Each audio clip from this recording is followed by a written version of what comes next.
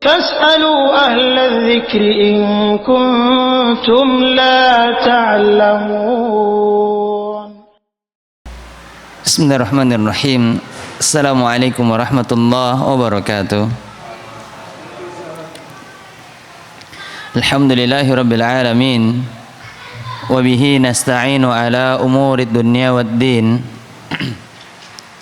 والصلاة والسلام على النبي الكريم وعلى آله وأصحابه أجمعين. أما بعد، قال الله تعالى في كتابه الكريم: يا أهل الكتاب لا تغلوا في دينكم ولا تقولوا على الله إلا الحق إلى آخر الآية.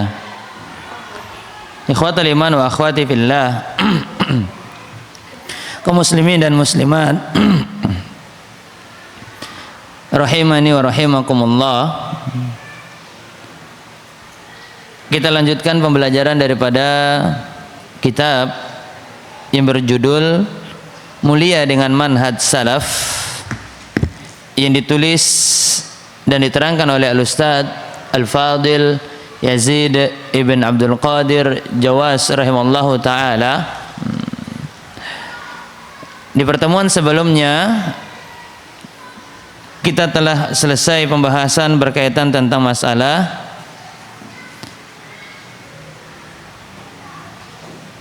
karakteristik manhaj salaf, ya. Sedikit pengulangan tentang masalah karakter yang dimiliki oleh manhaj salaf, ya. Yang pertama, karakteristik daripada manhaj salaf yaitu adalah penjelasan yang ada di dalamnya sangat jelas, gamblang, dan mudah untuk dipahami dan diamalkan. Pemahaman daripada manhaj salaf sangat jelas, gamblang, dan mudah untuk dipahami dan diamalkan. Kemudian yang kedua, karakteristik atau yang menjadi ciri khas daripada manhaj salaf yaitu adalah bersepakat di atas satu manhaj, ya. Tidak terjadi perselisihan atau tidak terjadi perpecahan di antara mereka kalangan yang memeluk manhaj salaf, ya. Bedakan berbeda pendapat dengan perpecahan.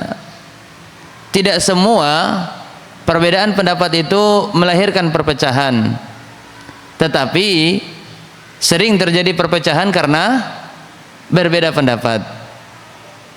Tidak semua perbedaan di dalam pendapat itu bisa melahirkan perpecahan, tetapi sering terjadi perpecahan itu karena perbedaan pendapat.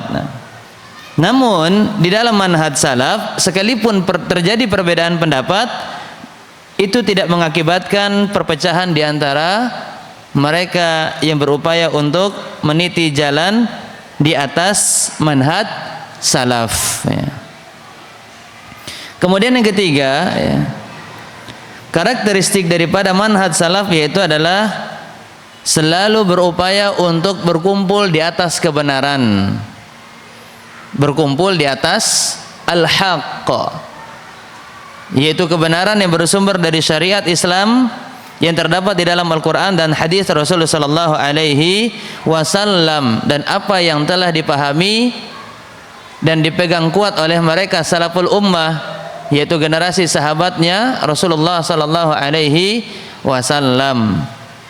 Jadi kebenaran itu bersumber dari dua, namun sesuai dengan pemahaman salaful ummah, yaitu para sahabat Rasulullah sallallahu alaihi wasallam. Maka karakteristik daripada manhaj salaf yaitu adalah berkumpul di atas kebenaran, bukan berkumpul di atas kebatilan, bukan berkumpul di atas perkara yang tidak jelas secara status hukumnya di dalam Islam, yang itu mungkin berangkat dari adat atau hanya berangkat dari logika dan juga perasaan. Adapun syariat Islam bersumber dari wahyunya Allah, yaitu Al-Quran dan hadis, sesuai dengan pemahaman salaful ummah. Salaful ummah yaitu adalah generasi sahabat radhiyallahu ta'ala anhum ajma'in. Kemudian yang selanjutnya, yang keempat, karakteristik daripada manhaj salaf yaitu adalah manhaj yang adil. Manhaj yang adil, yang tidak terdapat di dalamnya kezaliman dan tidak terdapat di dalamnya kecondongan terhadap suatu hal yang menguntungkan. Di dalamnya tidak terdapat kezaliman dan juga tidak terdapat kecondongan terhadap yang mendatangkan keuntungan, khususnya keuntungan yang bersifat duniawi. Manhaj salaf adalah manhaj yang adil. Maka ini adalah karakteristik daripada manhaj salaf yang keempat. Kemudian kita melanjutkan pembahasan daripada kitab ini, yaitu berkaitan tentang masalah karakteristik yang kelima, yaitu adalah manhaj salaf adalah manhaj yang bersikap pertengahan dan tidak terdapat di dalamnya sikap berlebih-lebihan. Tentu ini adalah penjelasan tambahan daripada karakter yang keempat. Kalau tadi karakteristik daripada manhaj salaf yang keempat adalah bersikap adil, maka sekarang ini yang kelima, di antara bentuk karakter adil itu adalah pertengahan dan tidak berlebih-lebihan. Maka ini adalah karakteristik manhaj salaf yang kelima, yang insya Allah kita akan masuk pada penjelasannya di hari ini. Ahlu sunnah wal jamaah, yaitu pengikut salafus soleh. Nah, ini kita lihat dalam kurung, karena semua golongan daripada kaum muslimin yang bahkan mereka tidak merujuk kepada Al-Quran dan hadis, mereka akan mengatakan dirinya sebagai ahlu sunnah wal jamaah. Kami ahlu sunnah wal jamaah, kita ini ahlu sunnah wal jamaah. Maka ahlu sunnah wal jamaah itu bukan hanya pelabelan yang datang dari lisan, tetapi dapat dipahami daripada keyakinan yang mereka yakini dan amalan yang mereka laksanakan.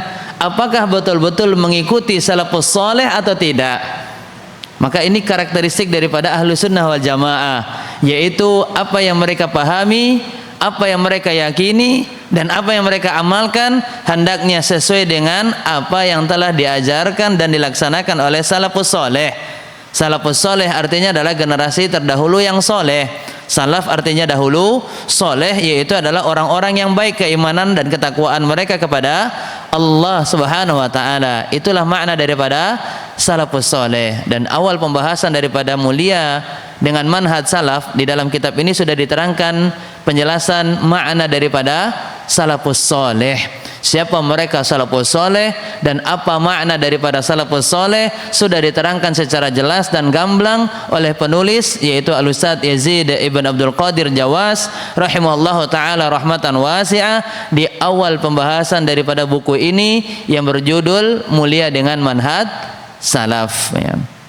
Maka ahlu sunnah wal jamaah tidak boleh alergi dengan kata salaf, karena kata salaf itu sudah ada dari masa ke masa, dari masa generasi para sahabat, kemudian sampai di masa kita saat ini, dan seterusnya nanti pada hari kiamat. Kata salaf itu tidak akan pudar, tidak akan hilang daripada pendengaran, daripada pengamalan umat Islam.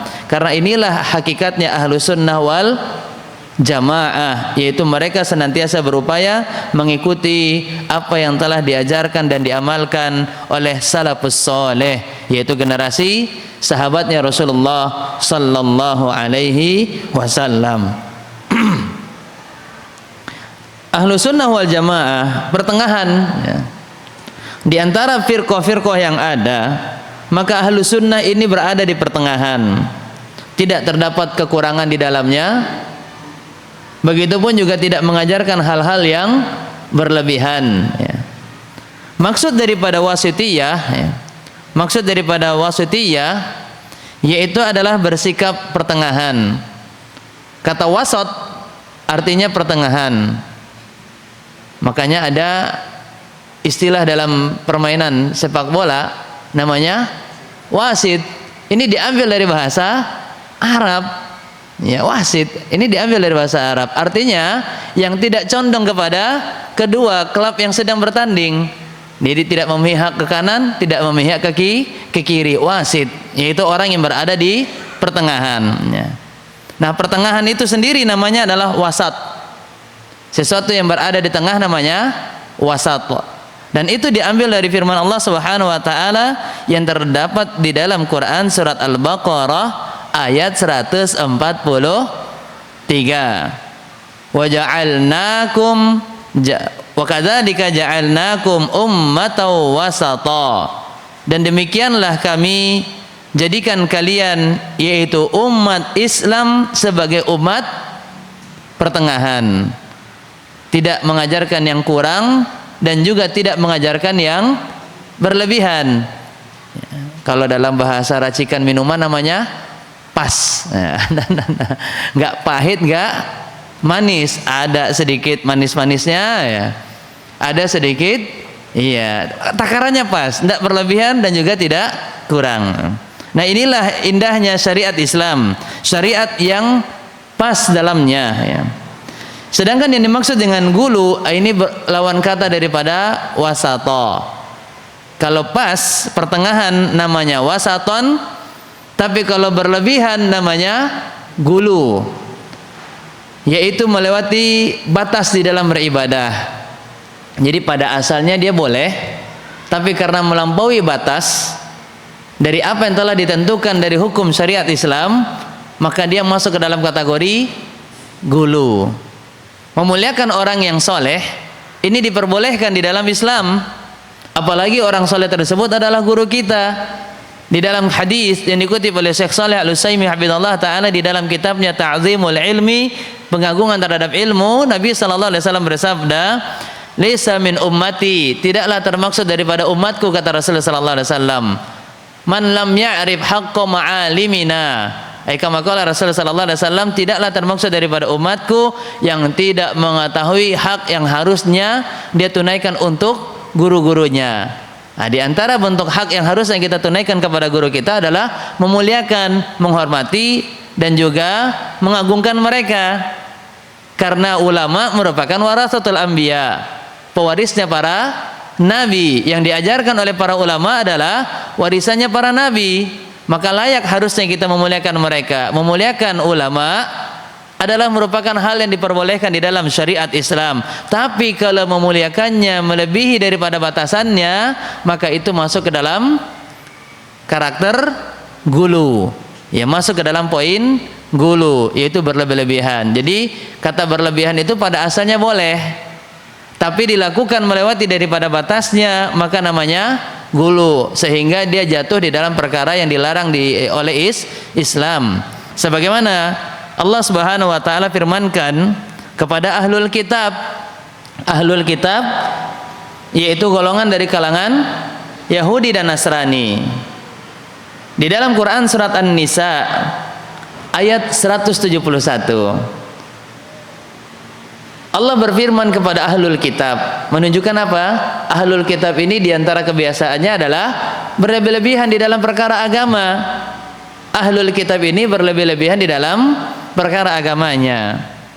Ya ahlal kitab, wahai ahlul kitab, la taghlu fi dinikum, janganlah kalian melampaui batas. Fi dinikum, di dalam agama kalian, di dalam perkara agama kalian. Wala taqulu 'ala Allahi illa al-haqq. Kemudian Allah Subhanahu wa taala melarang ahlul kitab yang kedua adalah untuk berbicara tentang Allah kecuali yang benar. Artinya kecuali sesuatu yang betul-betul dibangun di atas ilmu. Maka ini kebiasaan ahlul kitab. Mereka kalau membicarakan tentang Allah, mereka membicarakannya tanpa ilmu. Mereka membicarakannya dengan dasar kebodohan, dengan prasangka dan perasaan mereka. Tetapi tidak semestinya demikian yang dilakukan oleh umat Islam. Hendaknya tatkala kita berbicara tentang Allah, maka hendaknya kita berbicara tentang ilmu atau berangkat dari ilmu. Tatkala kita berbicara tentang Allah, menjelaskan tentang sifatnya, menerangkan tentang asma'nya, menerangkan tentang kemuliaan dan keagungan Allah Tabaraka wa Ta'ala, maka hendaknya kita menerangkan sesuai dengan apa yang kita pahami dari ilmu agama yang bersumber dari penjelasan yang ada di dalam Al-Quran ataupun yang bersumber dari penjelasan yang ada di dalam hadis Rasul sallallahu alaihi wasallam. Maka janganlah umat Islam ini menyerupai apa yang dilakukan oleh ahlul kitab di dalam perkara agama mereka, yaitu apa? Pertama, berlebih-lebihan. Yang kedua, berbicara tentang Allah tanpa didasari dengan ilmu.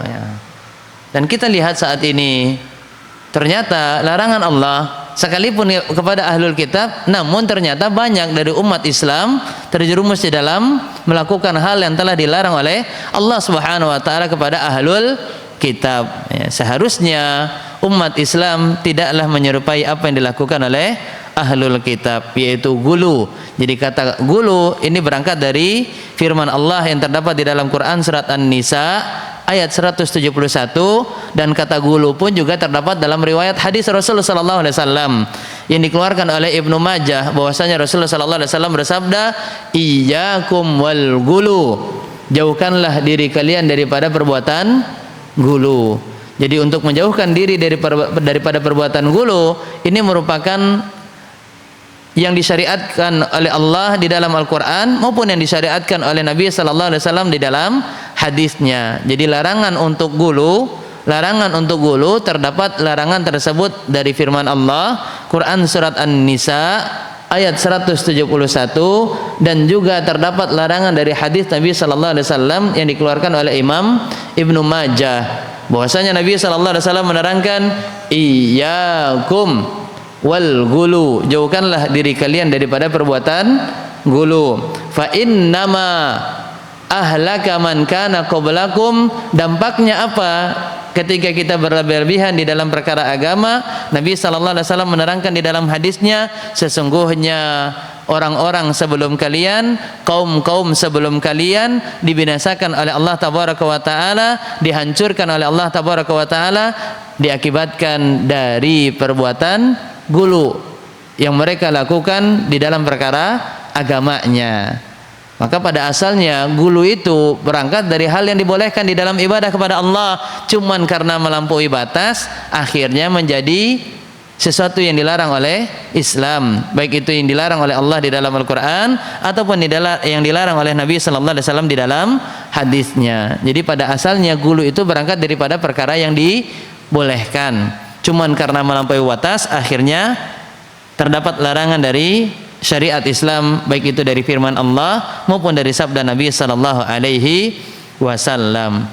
Jadi kata gulu artinya adalah tasyaddud, berlebih-lebihan, melampaui batas. Dan kata gulu kita dapatkan ucapan ini terdapat di dalam firman Allah maupun juga terdapat di dalam sabda Rasul sallallahu alaihi wasallam. Maka jangan alergi dengan kata gulu, karena ini adalah istilah yang ada di dalam Al-Quran, dan ini ada istilah yang terdapat di dalam hadis Rasulullah sallallahu alaihi wasallam. Ya, gulu ini terdapat dari firman Allah, dan juga terdapat ucapan ini terdapat dari hadis Rasulullah sallallahu alaihi wasallam. Dan gulu disebutkan oleh penulis rahimallahu taala terbagi menjadi 4 perkara. Orang itu terjerumus di dalam perkara gulu di dalam 4 perkara. Ya.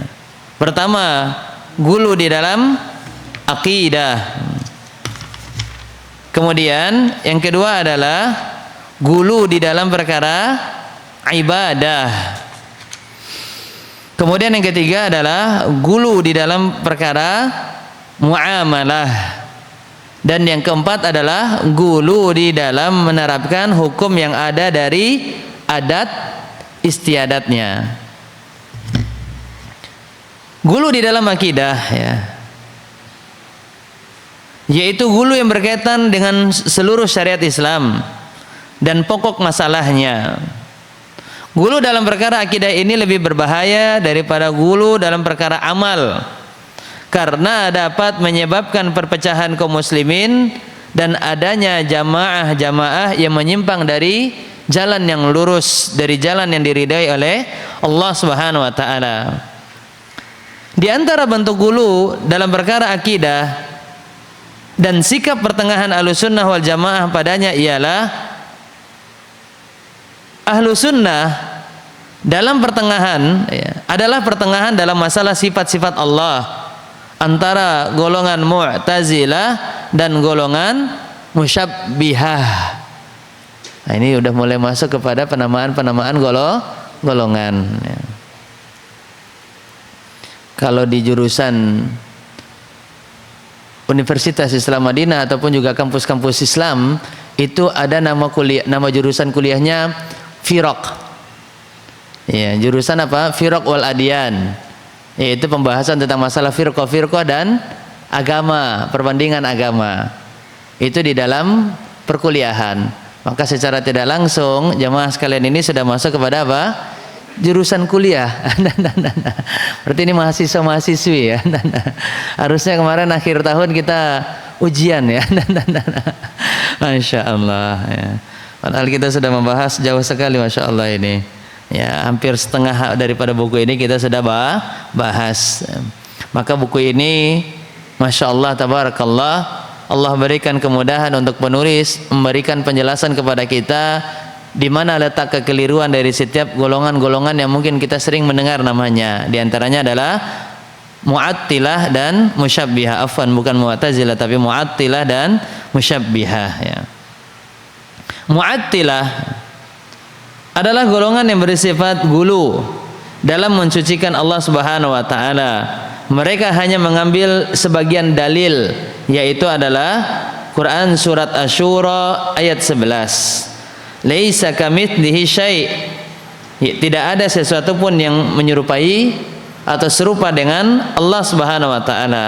Mereka hanya mengambil potongan ayat ini. Bahkan golongan yang ekstrim dari mereka yaitu Jahmiyah mengingkari semua sifatnya Allah Subhanahu wa taala. Jahmiyah itu adalah kelompok yang mengingkari seluruh sifat yang dimiliki oleh Allah Subhanahu wa taala. Adapun Mu'attilah ini adalah golongan yang mengambil sebagian hanya dari sifat-sifat Allah Subhanahu wa taala dan menolak sebagian yang lain daripada sifatnya Allah Subhanahu wa taala. Maka itu namanya Mu'attilah. Kalau Mu'attilah hanya mengambil sebagian dan menafikan sebagian dari sifat Allah, tapi kalau Jahmiyah yaitu menafikan, dia menolak seluruh daripada sifat yang dimiliki oleh Allah Subhanahu wa taala. Bisa dipahami para mahasiswa jurusan Firaq? Masya Allah. Firaq itu jamak daripada firqah. Firqah itu adalah golongan-golongan, dan memang Nabi sallallahu alaihi wasallam pun juga sudah memberikan isyarat bahwasanya umat Islam ini akan terpecah beberapa banyak golongan sampai 73 golongan. 72-nya kemana? Ya, Allah Subhanahu wa taala sampaikan sebanyak itu golongan, kebanyakan dari mereka masuk ke dalam neraka. 72 masuk ke dalam neraka dan satu yang tidak akan masuk ke dalam neraka, yaitu istilah yang kita kenal tadi, Ahlussunnah wal Jamaah, ma ana alaihi wa ashabi, apa yang aku berada di atasnya dan juga apa yang ada di atas sahabat-sahabatku, yaitu sahabatnya Rasulullah sallallahu alaihi wasallam. Selanjutnya Musyabbihah, yaitu adalah golongan yang bersifat gulu dalam menetapkan sifat Allah Subhanahu wa taala. Mereka mengambil sebagian dalil dari firman wa huwas samiul alim atau wa huwas samiul basir. Masih dalil yang sama, yaitu Quran surat Asy-Syura ayat 11. Mereka menetapkan sifat Allah dan menyamakan sifat Allah dengan sifat makhluknya. Ini namanya musyabbih. Ya, musyabbih itu orang yang menyerupai, menganggap bahwasanya sifatnya Allah itu sama dengan sifatnya manusia, yaitu sebagaimana manusia melihat maka Allah pun juga melihat, dan sebagaimana manusia mendengar maka Allah pun juga mendengar. Yang padahal pendengaran Allah ini sangatlah berbeda dengan pendengarannya manusia. Penglihatannya Allah pun juga sangatlah berbeda dengan penglihatannya manusia. Pendengaran dan penglihatan manusia terbatas. Tetapi penglihatannya dan pendengaran Allah Subhanahu wa taala tidak ada batasnya. Sejauh apapun kita berada dan kita berbicara, bahkan sampai pembicaraannya itu hanya terlintas di dalam hati kita, Allah pun juga tahu, ya, Allah tahu, ya. Mereka menetapkan sifat Allah dan menyamakan sifat Allah dengan sifat makhluknya, maka ini golongan musyabbihah. Dan ahlu sunnah wal jamaah tidaklah menyerupai sifatnya Allah dengan sifatnya manusia. Adapun ahlu sunnah, mereka mengambil seluruh ayat yang terdapat di dalam Quran surat Asy-Syura ayat 11. Laisa kamitslihi syai' wa huwas samiul basir.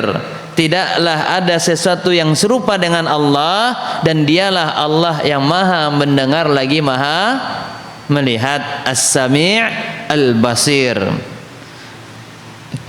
Nah, kekeliruannya kita kembali kepada penjelasan sebelumnya. Mu'attilah hanya mengambil potongan yang di depan, laisa kamitslihi syai'. Adapun musyabbihah hanya mengambil potongannya di belakang, wa huwas samiul basir. Tapi kalau ahlu sunnah wal jamaah mengambil seluruh ayat tersebut yang ada di dalam firman Allah Quran surat Asy-Syura ayat yang ke-11 ini, dari awal sampai terakhir diyakini dan diambil dan diterapkan di dalam sifatnya Allah Subhanahu wa taala. Laisa kamitslihi syai' wa huwas samiul basir. Sudah hafal ayatnya? Hafal kan? Ya, siapa tahu nanti ujian keluar ya. Ya, ini ayat yang sering kita diskusikan, terjadi bantah membantah di antara golongan-golongan batil berkaitan tentang masalah asma dan sifatnya Allah tabaraka wa taala. Mesti pembahasannya tidak akan lepas daripada dalil Quran surat Asy-Syura ayat yang ke-11.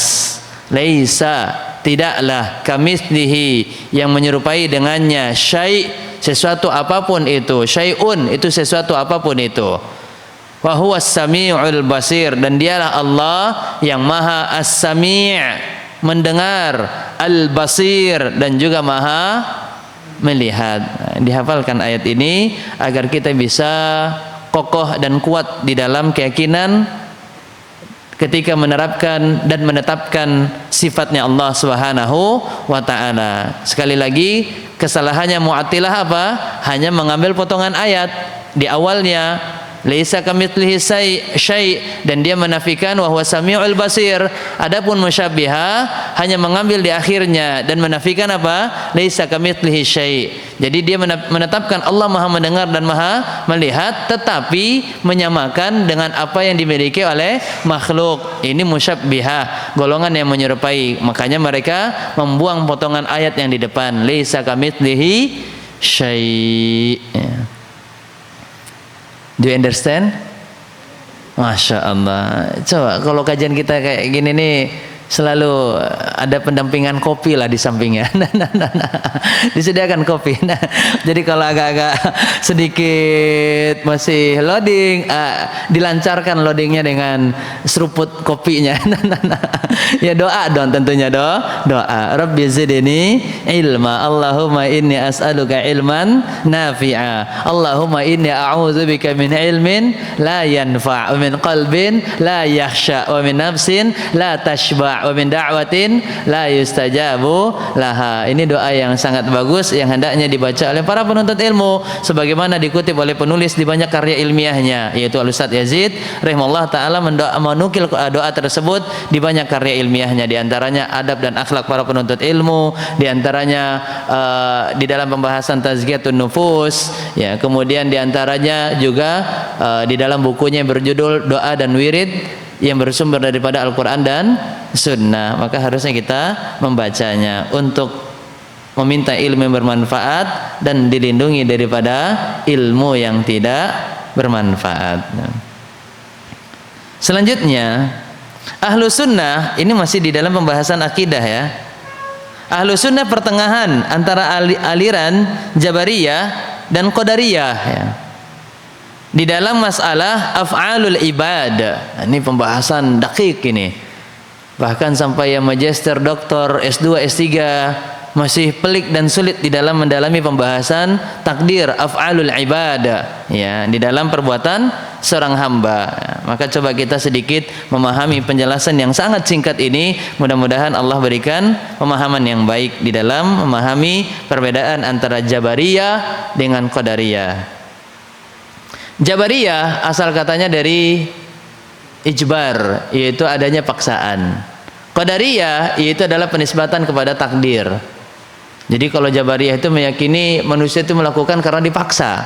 Kalau Qadariyah meyakini bahwasanya manusia itu melakukan sesuatu karena memang sudah takdirnya. Kalau dia mencuri ya udah itu takdirnya dia. Kalau dia menipu berarti memang ini udah takdirnya. Artinya ya, di sini terjadi sesuatu yang keliru dan batil di dalam memahami masalah af'alul ibad berkaitan tentang takdirnya Allah tabaraka wa taala. Jabariyah mempunyai pandangan bahwasanya manusia dalam segala perbuatan, gerak-geriknya, tingkah lakunya adalah terpaksa, tidak memiliki kekuasaan dan kebebasan. Tidak memiliki kekuasaan dan kebebasan. Mereka menafikan perbuatan hamba secara hakikat dan hanya menyandarkannya kepada Allah Subhanahu wa taala. Ya sudah, kalau mereka sholat karena mereka mengatakan apa? Ya karena terpaksa, ini yang diinginkan oleh Allah Subhanahu wa taala. Sedangkan ahlu sunnah tidak, mereka kalau sholat meyakini karena ingin mencari pahala Allah Subhanahu wa taala, bukan karena memang dipaksa, bukan karena diancam, bukan karena ditakut-takuti dengan siksaan Allah Subhanahu wa taala. Itu ahlu sunnah wal jamaah. Ya, tapi kalau Jabariyah tidak, dia kalau pengen melakukan ketaatan karena memang terpaksa, gimana lagi, nggak ada pilihan. Sholat ya udahlah, kenapa nggak bisa nggak sholat? Kenapa? Karena ini adalah paksaan daripada pemilik syariat, yaitu Allah Subhanahu wa taala. Ya. Tetapi Qadariyah sebaliknya, tidak mengakui adanya qadar tersebut dan mengatakan manusialah yang menentukan nasibnya sendiri, bukan Allah Subhanahu wa taala, dan dialah yang melakukan perbuatannya terlepas daripada kodrat serta iradat ilahi. Apa itu arti kodrat? Kodrat apa? Ini sudah menjadi resapan bahasa Indonesia ini. Kodrat, saya tidak, ya ini udah kodratnya wanita. Kita sering mengucapkannya kodrat wanita. Kemudian ya saya nggak ada irodat. Kita sering menyebutkan, apalagi yang membatasi sifat Allah Subhanahu wa taala. Kudrah, iradah, ini dia. Ada kodrat diambil dari kata kudrah, yaitu berarti apa? Tidak adanya kemampuan. Kudrah, ya. Iradat, dan tidak adanya keinginan. Jadi kodrat itu artinya kemampuan, iradat artinya keinginan. Terlepas daripada kemampuan yang dimiliki oleh Allah, padahal Allah ini maha mampu, wa huwa ala kulli syai'in qadir, ya. Dan segala sesuatu ini terjadi memang atas keinginan Allah Subhanahu wa taala. Innama amruhu idza arada syai'an.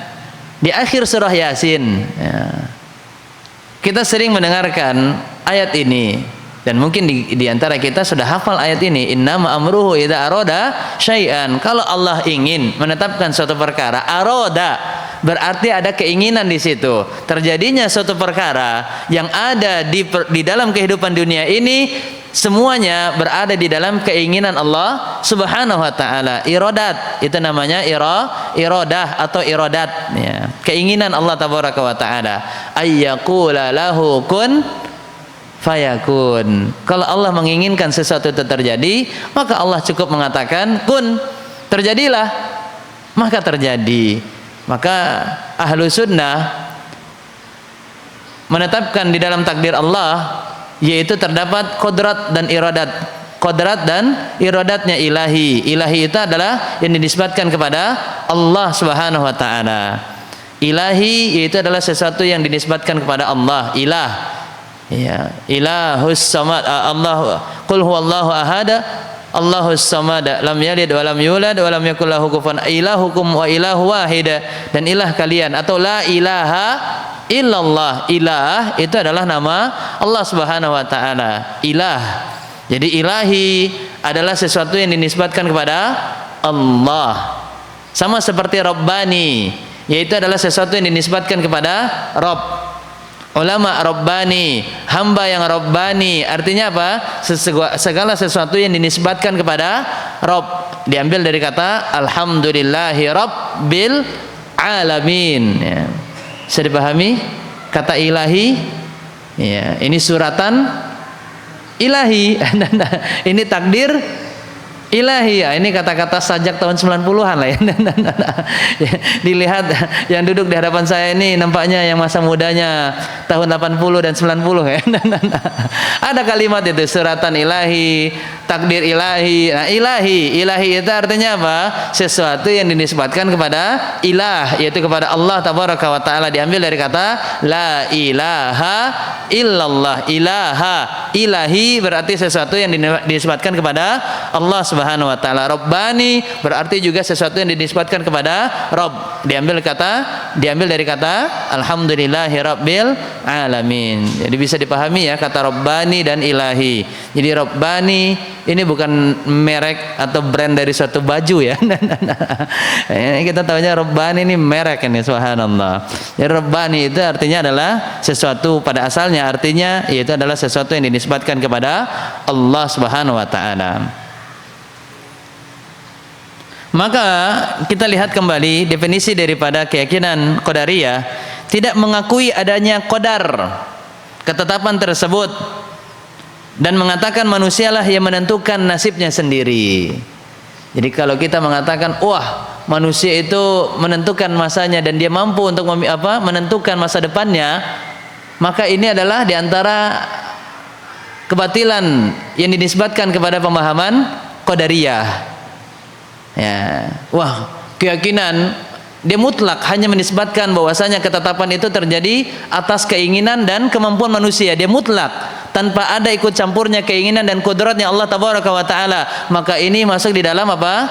Kebatilan yang dimiliki oleh pemahaman Qadariyah. Makanya sekarang ini coba kita hindari kalimat tersebut, apalagi ketika kampanye sering kita gongkan perubahan itu datang dari yang muda. Saatnya kita memberikan perubahan. Kalau kalimat ini hanya dinisbatkan kepada mutlak kepada pemimpin, ya kepada pemimpin yang akan dipilih, maka ini masuk kepada tergelincirnya kita dari pemahaman yang batil dari golongan Qadariyah. Maka ini jangan sampai salah kita menisbatkan hanya kudrat dan iradat itu berada di tangan manusia. Tetapi hendaknya kita membawa ahlu sunnah pemahaman Qadariyah itu kepada pemahaman yang diinginkan oleh Allah dan apa yang menjadi kemampuan yang dimiliki oleh Allah Subhanahu wa taala. Artinya kemampuan dan keinginan jangan hanya dinisbatkan mutlak kepada manusia, tetapi hendaknya juga disandarkan kepada apa yang menjadi kemampuan dan keinginan Allah Subhanahu wa taala. Ini baru pemahaman yang benar dan yang baik dari pemahaman ahlu sunnah wal jamaah. Adapun Qadariyah, mereka meyakini dialah yang melakukan perbuatannya terlepas dari kudrat dan iradat ilahi. Termaksud dalam aliran ini adalah Mu'tazilah yang juga memiliki pandangan yang sama daripada Qadariyah. Artinya segala sesuatu yang terjadi, yang dilakukan oleh manusia, mereka hanya menisbatkan secara mutlak kepada kemampuan dan keinginan manusia, tanpa disandarkan kepada Allah Subhanahu wa ta'ala. Sedangkan pandangan ahlu sunnah tentang perbuatan hamba, pertama, perbuatan hamba adalah ciptaan Allah tabaraka wa ta'ala secara hakiki. Jadi perbuatan yang dilakukan oleh manusia ini bagian daripada ciptaan Allah. Kemudian yang kedua, yang melakukan perbuatan adalah hamba itu sendiri secara hakiki.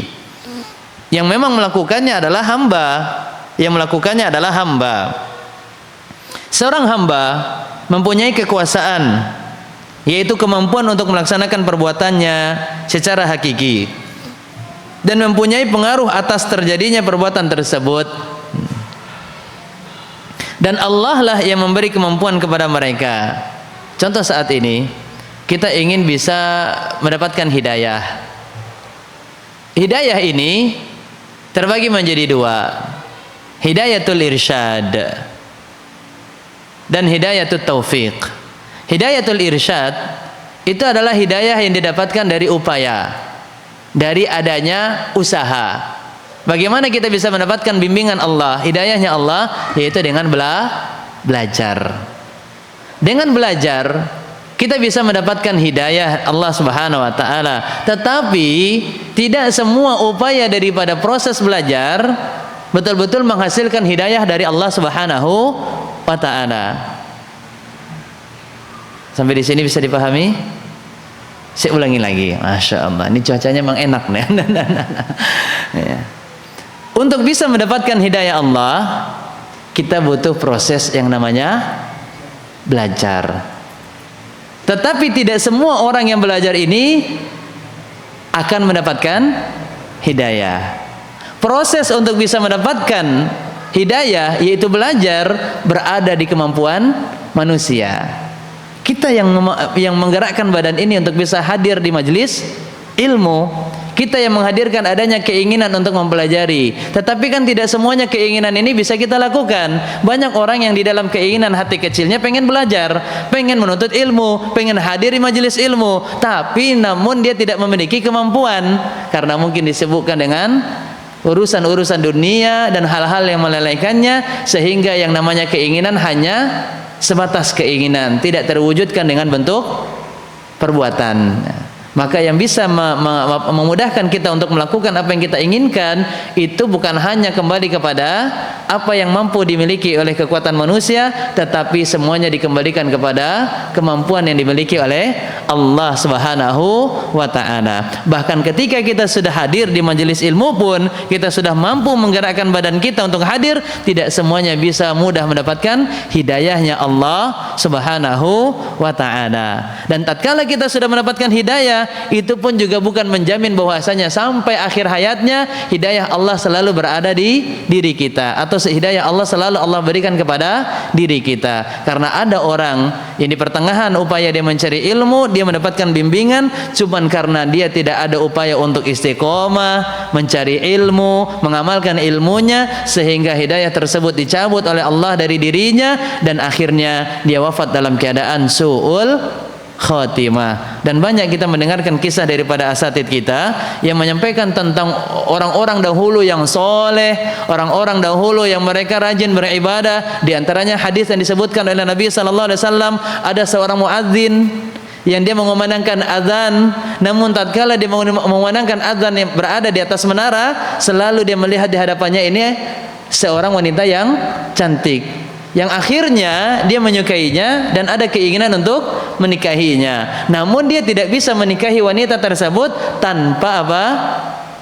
Memeluk agama yang diyakini oleh wanita tersebut. Ternyata berbeda keyakinan, berbeda agama. Lihat, sebelumnya dialah yang mengumandangkan azan, dialah yang mengajak orang untuk sholat, dialah yang mengingatkan manusia untuk apa? Melaksanakan sholat, mengingatkan manusia tentang masuknya waktu sholat. Namun qadarullah tadi, Allah mentakdirkan dia, hidayah tadi tidaklah berada selamanya di dalam dirinya, namun dicabut dari dirinya karena tidak adanya usaha untuk menjaga hidayah tersebut. Maka kembali dari sini, untuk mendapatkan hidayah di situ ada usaha manusia, namun inti daripada hidayah yang akan kita dapatkan semua berada di tangan Allah, sebagaimana kisah yang kita dapatkan dari wafatnya paman Rasulullah sallallahu alaihi wasallam, yaitu Abu siapa?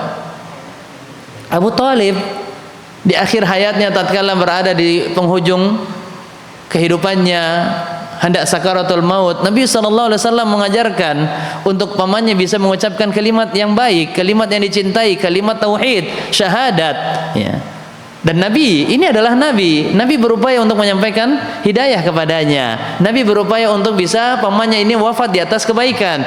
Namun usahanya itu tidaklah bisa mendapatkan hasil karena semuanya berada di kehendak Allah Subhanahu wa taala. Makanya turunlah ayat firman Allah Subhanahu wa taala, "Innaka la tahdi man ahbabata." Sesungguhnya engkau wahai Muhammad tidaklah bisa memberikan petunjuk kepada siapa saja yang engkau cintai, walakinnallaha yahdi may yasha, tetapi Allah lah yang dapat memberikan hidayah kepada siapa saja yang dia kehendaki. Maka hidayah itu terbagi menjadi dua tadi, hidayatul irsyad. Di sini terdapat upaya dari manusia, yaitu dengan mempelajari ilmu agama, dengan bertanya kepada gurunya, maka ini namanya hidayatul irsyad. Ada lagi yang namanya hidayatul taufik. Belum tentu semua yang tahu tentang hukum dia mendapatkan hidayatul taufik, betul-betul berada di jalan yang lurus, jalan yang dicintai dan diridai oleh Allah Subhanahu wa taala. Jangan dikira orang-orang yang terjerumus di dalam perkara khurafat dan bid'ah, mereka tidak mengetahui tentang masalah ibadah yang benar. Mereka tahu mana yang sunnah, mana yang bid'ah, tetapi karena mereka tidak mendapatkan hidayatul taufik, mereka hanya mendapatkan irsyad, hanya sebatas tahu tetapi tidak mendapatkan taufik, sehingga dari pemahaman tersebut tidak menjadikan mereka berada di dalam kebaikan. Nah, ini penjelasan tambahan berkaitan tentang masalah kehendak manusia. Itu berada di dalam sesuatu yang bisa mendatangkan perubahan yang baik, tetapi semuanya perubahan tersebut hendaknya kita yakini disandarkan bukan kepada perbuatan manusia, tetapi kepada perbuatannya Allah Subhanahu wa taala. Kita nisbatkan kepada kudrat, kemampuan Allah, dan iradah, keinginan Allah Subhanahu wa taala. Sama halnya contoh seperti ini, contoh tambahan. Orang tua sudah berupaya anaknya untuk bisa masuk ke sekolah Islam. Dimulai dari TK-nya, PAUD-nya, SD-nya, bahkan pesantrennya, SMP dan SMA-nya. Tapi tidak sedikit kita dapatkan bahwasanya mereka yang belajar padahal sudah tahunan belajar agama, bahkan dari pondok yang betul-betul mengajarkan tentang masalah pemahaman yang baik, namun ternyata ketika mereka keluar tidak dalam keadaan selalu baik. Entah itu terjerumus di dalam maksiat ataupun dosa ataupun perkara-perkara yang itu tidak disukai oleh orang tuanya. Terjerumus di dalam dosa, maksiat, perkara yang menyelisih syariat Islam. Upaya sudah dilakukan, tetapi sekali lagi upaya orang tuanya sudah melakukan, yaitu berupaya untuk memberikan perubahan yang baik kepada anaknya dengan memasukkannya ke pesantren. Tetapi inti daripada kemampuan untuk bisa merubah seseorang, yaitu hendaknya kita nisbatkan kepada Allah Subhanahu wa taala. Allah lah yang mampu untuk merubah segala sesuatu. Tetapi ini juga hendaknya didasari dengan adanya upaya, adanya usaha, adanya keinginan dari hambanya. Sebagaimana ini juga Allah tegaskan di dalam firman-Nya, innallaha la yughayyiru ma biqaumin. Allah tidak merubah keadaan seorang kaum atau satu kaum sampai dia sendirilah yang berupaya untuk merubah keadaannya, hatta yughayyiru ma bi anfusihim. Artinya perubahan ini tidak saja datang daripada keinginan Allah dan kemampuannya, tetapi juga hendaknya diikuti dengan upaya dan keinginan yang datang dari hamba tersebut. Yang kalau kita ada keinginan berubah, maka Allah akan merubah kita dengan menjadi yang lebih baik. Tapi kita sendiri kalau tidak ada keinginan untuk merubah, maka tidak mungkin Allah akan memberikan perubahan yang baik tersebut kepada diri kita. Wallahu ta'ala a'la wa a'lam. Seorang hamba ia mempunyai kekuasaan, kemampuan untuk melaksanakan perbuatannya secara hakiki dan mempunyai pengaruh atas terjadinya perbuatan tersebut. Dan Allah lah yang memberi kemampuan kepada mereka untuk melakukan perbuatan tersebut. Ya. Makanya setelah kita berbuat, kita minta pertolongan. Inilah makna daripada firman Allah, iyyaka na'budu wa iyyaka nasta'in. Na'budu ini artinya apa? Berbuat dulu, beribadah dulu, baru yang kedua apa? Nasta'in. Teruslah kita meminta pertolongan agar kita selalu berada di dalam ibadah, agar kita selalu berada di dalam kebaikan, agar kita selalu berada di atas perkara yang istiqomah, di atas perkara yang betul-betul diridai dan dicintai oleh Allah Subhanahu wa taala. Na'budu, kita beribadah berarti kita melakukan dulu, ada upaya-upaya untuk mengerjakan, ada keinginan untuk melaksanakan. Baru yang kedua nasta'in. Dan kata nasta'in ini menunjukkan tentang apa? Kita menyandarkan kemampuan semuanya mutlak hanya dari atau yang dimiliki oleh Allah Subhanahu wa taala. Dialah Allah yang memberikan kemampuan kepada mereka untuk melakukan tersebut, untuk melakukan perbuatan tersebut. Dan perbuatan seorang hamba tidak lepas dari qada dan qadarnya Allah tabaraka wa ta'ala. Artinya perbuatan ini masuk dalam takdir. Dan inilah yang dikatakan dari sabda Nabi sallallahu alaihi wasallam. Ketika Nabi menceritakan tentang masalah penghuni surga dan neraka sudah ditetapkan oleh Allah. Kemudian ditanya oleh salah seorang sahabat, kalau demikian sudah ditetapkan penghuninya, lantas untuk apa kita beramal? Lantas untuk apa kita beramal kalau penghuninya sudah ditetapkan, penghuni surga dan neraka? Apa kata Nabi sallallahu alaihi wasallam menanggapi pertanyaan yang disampaikan oleh sahabat tersebut? Beliau memerintahkan kita untuk apa? I'malu. Beramallah kalian, lakukanlah kalian. Fakullun muyassarun lima khuliqalah. Setiap kalian akan diberikan kemudahan untuk melakukan apa yang ingin kalian lakukan. Kalau kita ternyata memang dicatat oleh Allah sebagai takdirnya penghuni surga, maka Allah akan memudahkan kita beramal dengan amalan penghuni surga.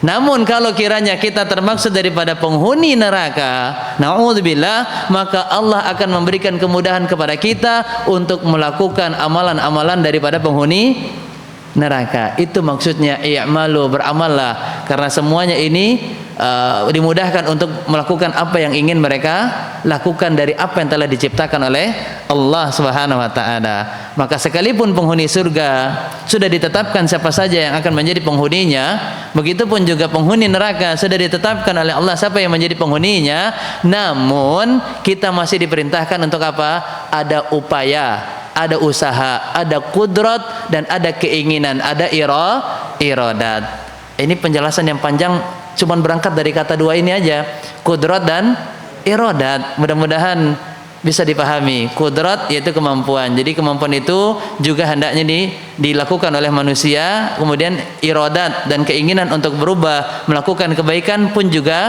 hadir di dalam diri manusia. Dia punya keinginan untuk melakukan kebaikan, dia ada upaya untuk melakukan kebaikan, maka Allah akan memberikan dia kekuatan untuk bisa melakukan kebaikan tersebut. Yang ketiga, jadi yang kedua ini penjelasan tentang apa itu Bapak Ibu? Jabariyah dan Qadariyah. Jadi kalau Jabariyah meyakini manusia ini terpaksa, udah nggak punya kemampuan, nggak ada, dibatasi keinginan, bahkan mungkin tidak ada keinginan. Semuanya itu dinisbatkan kepada kudrat dan iradatnya Allah. Namun sebaliknya Qadariyah yaitu adalah menafikan kudrat dan iradatnya Allah Subhanahu wa taala, hanya menyandarkan kudrat dan iradatnya manusia. Sampai di sini bisa dibedakan perbedaan keyakinan yang batil dari Jabariyah dan Qadariyah. Kalau Jabariyah yaitu menafikan menafikan kudrat dan iradat Allah Subhanahu wa taala, atau menafikan kudrat dan iradatnya manusia. Tapi kalau Qadariyah menafikan kudrat dan iradatnya Allah Subhanahu wa taala. Mereka meyakini segala sesuatu itu dilakukan oleh manusia karena memang itu sudah takdirnya, ya, takdirnya manusia, tanpa dinisbatkan takdir tersebut kepada kudrat dan iradatnya Allah tabaraka wa taala. Ini adalah keyakinan yang diyakini oleh mereka golongan Qadariyah. Jadi di sini kita sudah mendapatkan 4 penjelasan, 4 golongan. Yang pertama tadi Mu'attilah dan Musyabbihah. Yang kedua adalah Jabariyah dan Qadariyah. Sekali lagi, yang pertama itu kita sudah mendapatkan penjelasan golongan Mu'attilah dan Musyabbihah.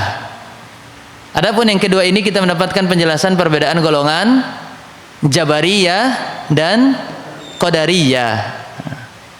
Nah, ini udah 4 golongan. Nah, kalau bisa dicatat dan kembali nanti di rumah kita ulang-ulang lagi penjelasannya, dan kita baca lagi apa yang telah diringkas dan diterangkan secara singkat oleh penulis, dan kalau bisa kita tambahkan dengan penjelasan-penjelasan dari ustadz-ustadz kita yang lainnya, khususnya yaitu penjelasan dari Dr. Firanda Andirja hafizallahu taala. Ini sudah cukup panjang lebar saya dapatkan beliau menjelaskan tentang masalah perbedaan-perbedaan golongan tersebut. Begitupun juga diantaranya yang biasanya membahas tentang masalah firqah ini, yaitu di dalam kajiannya yang disampaikan oleh Al-Ustaz Dr. Ali Musri Semjan Putra hafizahullah ta'ala. Maka beliau sudah banyak panjang lebar penjelasan tentang masalah perbedaan-perbedaan firqah-firqah yang batil. Untuk apa kita mengetahui sebab-sebab kebatilan dari golongan ini? Agar kita tidak terjerumus di dalamnya. Untuk apa kita mempelajari perkara syirik? Agar kita tidak terjerumus di dalam kesyirikan. Untuk apa kita mempelajari perkara-perkara bid'ah? Agar kita tidak terjerumus di dalam perkara bid'ah. Untuk apa kita mempelajari kabair, dosa-dosa besar yang ditulis oleh Imam Az-Zahabi di dalam kitabnya? Agar kita tidak terjerumus di dalam dosa-dosa tersebut. Dan untuk apa kita memahami sekarang kekeliruan dan kebatilan daripada golongan-golongan ini? Agar kita tidak terjerumus di dalam apa yang telah diyakini dan dilakukan oleh firqah-firqah yang batil tersebut. Dari apa saja tadi? Mu'attilah, Musyabbihah, kemudian Jabariyah dan Qadariyah. Masya Allah, habis ini next semesternya ya, jurusan firaq. Masya Allah. Dan kalau saya lihat jurusan firaq itu kalau di UIM itu S3. Ini udah S berapa ini? Masya Allah. Udah es-esan ya. Udah nggak hangat lagi ini. Ini dingin semuanya, Masya Allah, karena banyak esnya ini. Yang ketiga, ahlu sunnah pertengahan dalam masalah janji dan ancaman Allah. Wa'ad dan wa'id. Janji Allah itu adalah wa'ad. Adapun ancaman Allah adalah wa'id. Antara aliran Khawarij dan Mu'tazilah serta Murji'ah. Golongan Khawarij dan Mu'tazilah berpendapat Allah harus melaksanakan ancamannya sebagaimana disebutkan di dalam Al-Quran. Karena itu menurut mereka pelaku dosa besar bila meninggal dunia tanpa bertaubat maka ia akan kekal di dalamnya. Keyakinan Mu'tazilah dan Khawarij yaitu Wa'idiyah, mereka berkeyakinan bahwasanya orang yang mati dalam keadaan masih melakukan dosa besar hingga dia diwafatkan oleh Allah sebelum bertobat, maka dia kekal di dalamnya. Maka dia kekal di dalamnya. Sedangkan kita lihat di sini Quran surat An-Nisa ayat 48. Innallaha la yaghfiru ayyushraka bihi wa yaghfiru ma duna dzalika liman yasha. Sedangkan keyakinan Ahlu Sunnah wal Jamaah yaitu adalah meyakini bahwasanya tidak semua ahlul kabair, orang yang mati dalam keadaan melakukan dosa besar, kekal di dalam neraka. Bisa jadi dia mendapatkan ampunan. Karena Allah Subhanahu wa taala berfirman di dalam Quran surat An-Nisa ayat 48, sesungguhnya Allah tidak akan mengampuni dosa bagi mereka yang menyekutukan Allah, yaitu yang menjadikan sesuatu tandingan Allah atau melakukan kesyirikan. Wa yaghfiru ma duna dzalika liman yasha, dan Allah mengampuni dosa selain syirik bagi siapa yang Dia kehendaki. Nah, dosa selain syirik yaitu dosa-dosa besar lainnya. Kalau dosa syirik ini akbarul kabair, dosa yang paling besar dari dosa besar itu adalah syirik. Tetapi ada lagi dosa-dosa besar yang lainnya seperti uququl walidain, orang yang durhaka kepada orang tuanya, syurbul khamar, minum khamar, atau zina, atau qatlun nafsil lati haramallahu illa bil haq, orang yang membunuh jiwa ya, tanpa ada alasan yang hak. Maka ini diantara juga dosa besar. Bahkan di dalam kitab Al-Kabair yang ditulis oleh Imam Az-Zahabi Ad-Damashqi Asy-Syafi'i rahimahullah taala, beliau mengutip lebih daripada 40 dosa besar di dalam bukunya yang berjudul Al-Kabair, kumpulan dosa-dosa besar. Ahlu Sunnah wal Jamaah meyakini bahwasanya kalau orang ini walaupun dia meninggal dalam keadaan dosa besar, selama dia tidak melakukan syirik, maka dia berada di atas kehendak Allah, berada di bawah masyiatillah, di bawah kehendak Allah. Insya'a ghafar, kalau Allah Subhanahu wa taala menginginkan dia untuk diampuni, maka diampuni. Wa insya'a uzib, kalau Allah tidak menginginkan dia diampuni, maka Allah akan menyiksanya. Sehingga dari sini Ahlus Sunnah wal Jamaah tidak meyakini bahwasanya orang yang mati dalam keadaan melakukan dosa besar, selama dia tidak melakukan kesyirikan, tidak meyakini bahwasanya dia akan kekal di dalam neraka. Masih meyakini bahwasanya dia ada kemungkinan mendapatkan ampunan dari Allah Subhanahu wa taala. Tetapi berbeda dengan Khawarij dan Mu'tazilah. Adapun Khawarij dan Mu'tazilah, dua golongan yang batil ini, mereka punya keyakinan apa? Bahwasanya orang yang meninggal dalam keadaan melakukan dosa besar, walaupun tidak melakukan kesyirikan, tapi itu adalah dosa besar, maka dia kekal di dalam neraka. Sedangkan Ahlus Sunnah wal Jamaah tidak meyakini demikian. Bisa jadi dia diampuni, atau bisa jadi dia memang disiksa terlebih dahulu oleh Allah Tabaraka wa taala, baru setelah itu dia dikeluarkan dari neraka dan dimasukkan ke dalam surga. Berbeda dengan keyakinan Mu'tazilah dengan Khawarij, mereka meyakini siapapun dari umat Islam, jika mereka melakukan dosa besar walaupun tidak termaksud daripada kesyirikan, tetap mereka akan berada di dalam siksaan neraka selama-lamanya, khalidina fiha.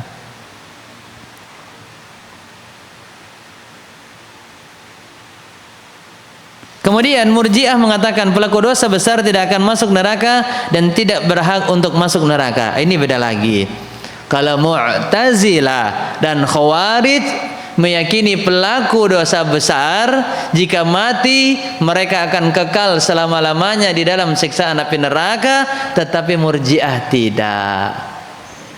Murji'ah meyakini bahwasanya apa? Pelaku dosa besar tidak akan masuk neraka dan tidak berhak untuk masuk neraka. Enak men. Golongan Murji'ah enak kan. Mau dosa apapun yang kita lakukan, mau sebesar apapun kezaliman yang kita laksanakan, gak bakal masuk neraka. Kenapa? Karena mereka meyakini bahwasanya Allah menyayangi hambanya. Allah Ar-Rahman Ar-Rahim, ya, sebagaimana di dalam surat Al-Fatihah kita membacanya Ar-Rahman Ar-Rahim. Allah memiliki maha sifat kasih sayang kepada hambanya dan menyayangi hambanya, sehingga di antara bentuk kasih sayangnya seorang Allah kepada hambanya yaitu tidak mungkin Allah akan menyiksa hambanya. Ini keyakinan Murji'ah. Ya, gimana Pak? Mau masuk golongan? Ya jangan dong. Setelah ini kok malah jadi sesat. Kita mempelajari golongan-golongan ini agar kita bisa menjauhkan diri kita daripada apa yang diyakini dan dilakukan oleh golongan-golongan yang batil ini. Ini keyakinan Murji'ah menyelisihi keyakinan Mu'tazilah dengan Khawarij. Sedangkan Ahlu Sunnah berpendapat bahwasanya seorang Muslim pelaku dosa besar, jika ia mati dalam keadaan belum bertobat dari dosanya, maka dia diancam masuk neraka. Jika Allah menghendaki, Allah akan berikan dia ampunan, namun jika Allah menghendaki, dia akan menyiksanya dalam neraka, namun tidak kekal di dalam neraka. Berdasarkan firman Allah yang telah kita bacakan tadi, Quran surat An-Nisa ayat 48, innallaha la yaghfir ayyushraka bihi wa yaghfiru ma duna dzalika liman yasha. Sesungguhnya Allah tidak akan mengampuni dosa bagi mereka yang melakukan kesyirikan kepadanya, namun Allah mengampuni apa saja dosa selain syirik bagi siapa saja yang Dia kehendaki. Dan juga berdasarkan dalil dari hadis Nabi sallallahu alaihi wasallam, syafaati li ahlil kabair min ummati, syafaatku akan diberikan kepada pelaku besar dari umatku, pelaku dosa besar dari umatku. Jadi syafaat Nabi sallallahu alaihi wasallam adalah diantara yang akan diberikan oleh Nabi kepada umatnya yang terjerumus di dalam dosa-dosa besar. Ya, maka dari ayat dan hadis ini kita menjadi umat pertengahan antara Khawarij, Mu'tazilah dan Murji'ah. Kalau Khawarij dan Mu'tazilah tadi meyakini pelaku dosa besar kalau dia mati dalam keadaan belum bertobat, dia akan kekal di dalam siksaan neraka. Adapun Murji'ah sekalipun dia tidak bertobat, namun dia dalam keadaan muslim dia belum bertobat, maka dia tidak akan mendapatkan siksaan di dalam neraka. Kemudian ahlu sunnah wal jamaah berada di pertengahan, bahwasanya meyakini orang yang melakukan dosa besar jika dia belum bertobat, dia akan diazab oleh Allah tabaraka wa taala di dalam neraka, tetapi tidak dalam keadaan kekal. Membantah kedua keyakinan ini, yaitu keyakinan yang dimiliki oleh Khawarij dan Mu'tazilah serta keyakinan daripada Murji'ah. Maka ahlu sunnah adalah umat wasata, yaitu umat pertengahan yang tidak mengurangi hukum-hukum yang ada di dalam Islam dan juga tidak berlebih-lebihan di dalam menerapkan hukum yang telah ditetapkan di dalam hukum Islam. Aqulu ma tasma'un wa sallallahu ala nabiyyina Muhammadin wa ala alihi wa sahbihi wa sallam wa akhiru da'wana anil hamdulillahi rabbil alamin. Ya, sedikit mungkin yang bisa kita pelajari. Ini saja sudah buat syaraf-syarafnya mulai bergetar. Apalagi kalau ditambahkan lagi. Masya Allah. Maka mudah-mudahan dengan sedikitnya pelajaran yang telah kita pelajari bisa dipahami dengan baik, dan semoga Allah Subhanahu wa taala senantiasa memudahkan kita untuk istiqomah di dalam menerapkan pemahaman Ahlus Sunnah wal Jamaah, dan semoga Allah Subhanahu wa taala menjauhkan kita dari segala pemahaman yang batil dan amalan-amalan yang keliru daripada kelompok-kelompok yang batil, kelompok-kelompok yang jauh daripada ahlu sunnah wal jamaah. Wa sallallahu ala nabiyyina Muhammadin wa ala alihi wa sahbihi wasallam wa akhiru da'wana alhamdulillahi rabbil alamin. Jazakumullah khairan. Insyaallah akan kita lanjutkan lagi penjelasan daripada buku Mulia dengan Manhaj Salaf di hari Rabu pekan yang keempat insyaallah, di bulan yang sama insyaallah. Semoga Allah mudahkan kita dalam kebaikan. Subhanakallahumma bihamdik asyhadu an la ilaha illa anta astaghfiruka wa atubu ilaik. Barakallahu fi ilmikum. Assalamualaikum warahmatullahi wabarakatuh.